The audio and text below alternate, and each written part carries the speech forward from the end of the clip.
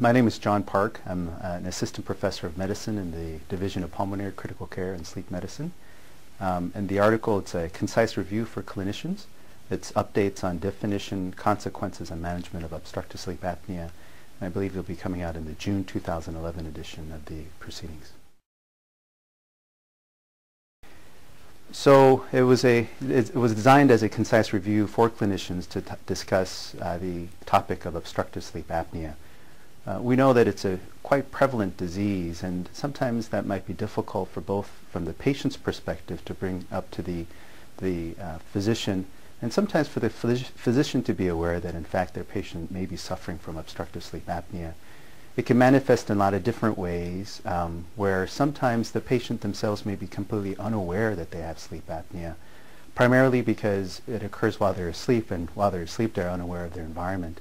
And so they may present with different symptoms of perhaps more sleepiness during the day, fatigue, difficulty concentrating, or it might be manifest in other health disorders such as hypertension, perhaps a heart attack or some other catastrophic events. Other times we get an idea of this from the spouse, where they complain that their spouse is snoring loudly, or that they stop breathing, and so sometimes that comes to our attention.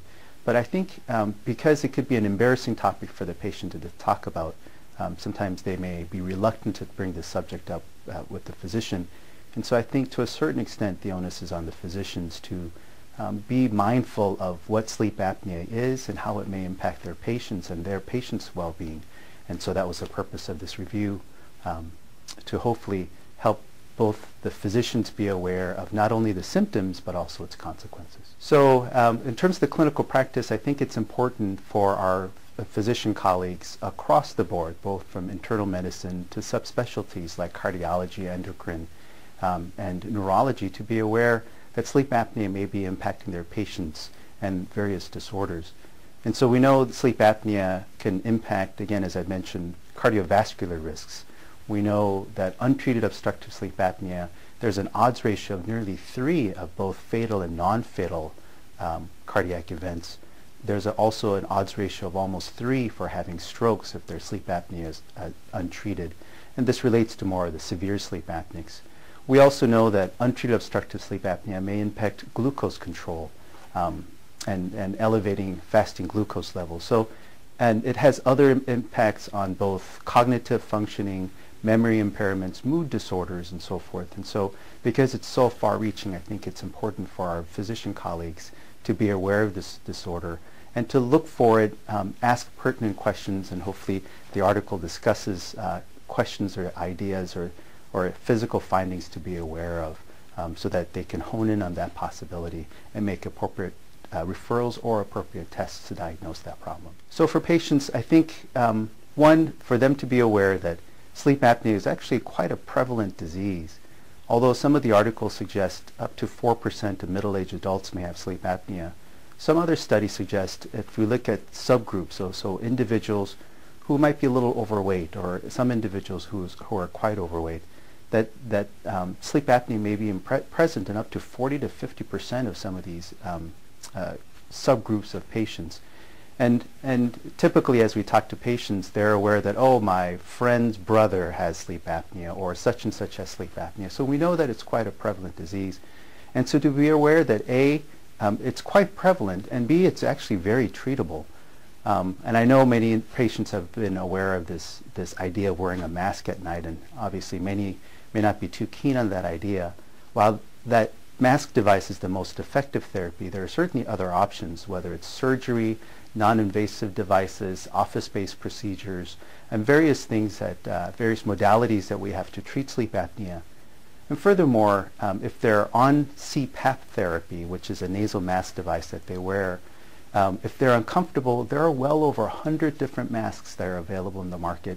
And not only from the mask perspective, but also from the machine perspective. There are different features and different kinds of machines that can be used to help the comfort of using this device, and so that we can effectively treat this potentially deadly disease. Many medications have been looked at with some marginal success, But the field is really going in terms of having recognized that sleep apnea has bad consequences if left untreated.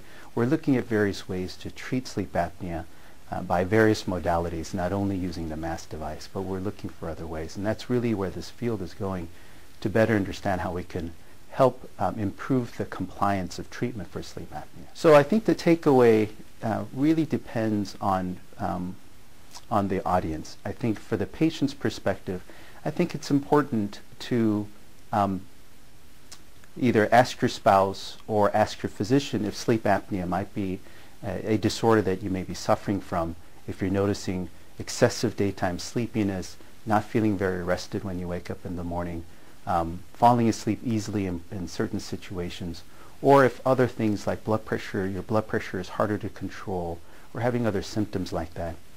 From the physician's perspective, again, I think it's also important for them to be aware that untreated sleep apnea increases risks of both heart disease, atrial fibrillation, and other rhythm problems, increasing the risk of strokes, potentially affecting diabetes controls. And so, again, it's also a relationship with mood disorders and so forth. And so I think it's important for the physicians to be aware that sleep apnea may in fact be a potential confounding disorder in their patients that may be the cause of why their disorder is more difficult to control. We hope you benefited from this presentation based on the content of Mayo Clinic Proceedings. Our journal's mission is to promote the best interests of patients by advancing the knowledge and professionalism of the physician community. If you're interested in more information about Mayo Clinic Proceedings, visit our website at www.mayoclinicproceedings.org. There you will find additional videos on our YouTube channel, and you can follow us on Twitter. For more information on healthcare at Mayo Clinic, please visit www.mayoclinic.org. This video content is copyrighted by Mayo Foundation for Medical Education and Research.